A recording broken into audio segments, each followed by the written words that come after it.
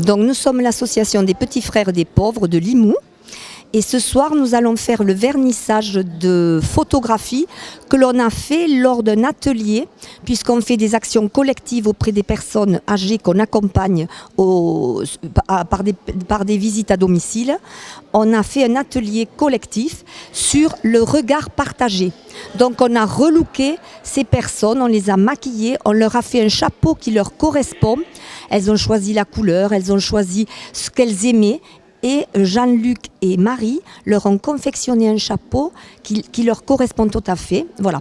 Et tout ça, c'est pour montrer un autre regard sur le vieillissement et pour rendre justement hommage à ces personnes âgées qui souffrent de solitude et que nous, on essaye justement de sortir de cet isolement et en leur donnant la joie de vivre, en leur redonnant le lien social, en les amenant à des ateliers, en leur rendant des visites à domicile, en faisant un bon repas de Noël, des vacances.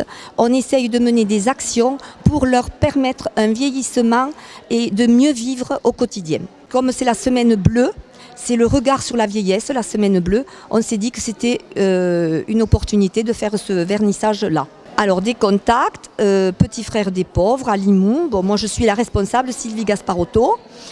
Sur le site, alors je ne le connais pas par cœur, mais sur le site des Petits Frères des Pauvres, vous avez notre numéro et notre mail. Ici, j'ai mis des flyers où il y a notre numéro de téléphone et notre mail. On peut nous contacter pour nous faire des signalements ou tout simplement parce que vous voulez rejoindre l'association pour être bénévole. Moi, je souhaitais et je suis très heureux d'accueillir cette exposition photo qui est issue d'un partenariat entre les Petits Frères des Pauvres et une association qui s'appelle L'air en tête, et pas la tête en l'air. Expo Photo qui est un projet que personnellement j'ai trouvé extrêmement original et en même temps profondément humain. Et vous verrez, vous aurez le loisir de regarder ces photographies. Donc évidemment, l'établissement s'associe et accueille volontiers les manifestations organisées par les petits frères des pauvres.